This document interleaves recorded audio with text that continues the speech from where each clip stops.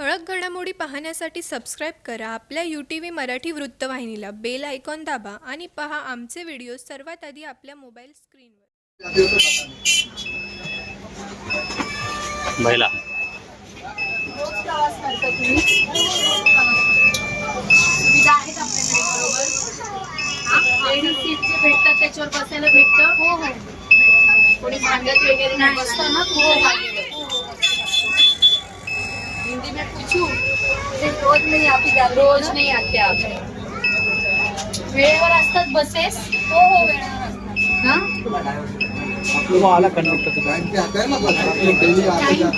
बस. हाँ, कंडक्टर पूरे पैसे लेता है या कैसे? ज्यादा नहीं लेते, बरोबर लेते ना. जितना टिकट है उतना ही. कुछ समस्या नहीं है, अच्छी है बस, सुविधा मिल रही है. आप रोज के प्रवासी बसेस वाढवल्या पाहिजेत, टायमिंग फिक्स केले पाहिजे. ज्या बसेस आहेत त्याच टायमिंगवर येतात ना. सुविधा व्यवस्थित आहे.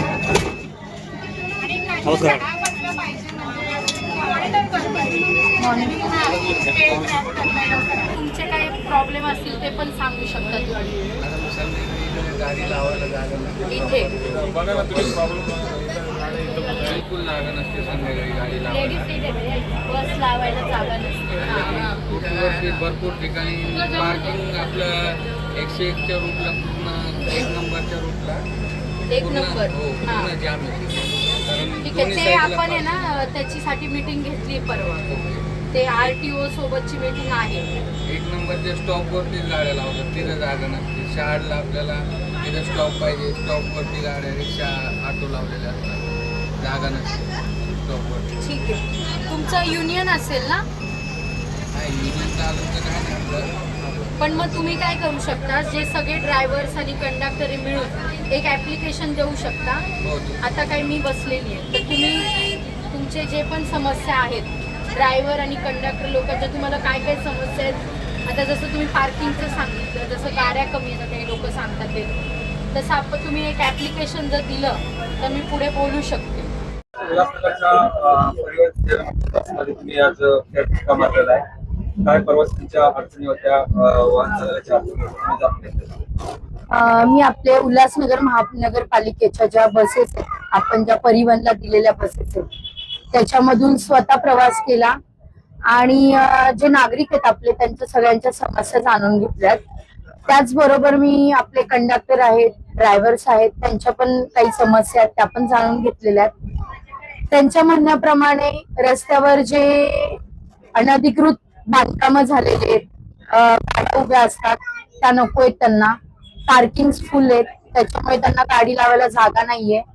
आणि आपले रोड्स जे आता थोडे खराब आहेत, ज्याची दुरावस्था झालेली आहे, ते आपण लवकरच व्यवस्थित करूयात आणि त्यांचा प्रवास हा सुखकर होईल याचा प्रयत्न आपण नक्कीच करूयात.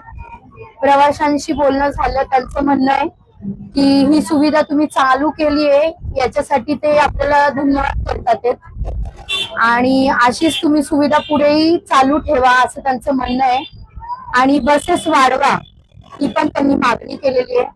आपण लवकरच संबंधित अधिकाऱ्यांशी बोलून या बसेस पण वाढवूयात आणि प्रवाशांना किती आपण चांगल्या दर्जाच्या सुविधा देऊ शकतो यावर नक्कीच तोडगा काढूया. ठळक घडामोडी पाहण्यासाठी सबस्क्राईब करा आपल्या UTV मराठी वृत्तवाहिनीला. बेल आयकॉन दाबा आणि पहा आमचे व्हिडिओ सर्वात आधी आपल्या मोबाईल स्क्रीनवर.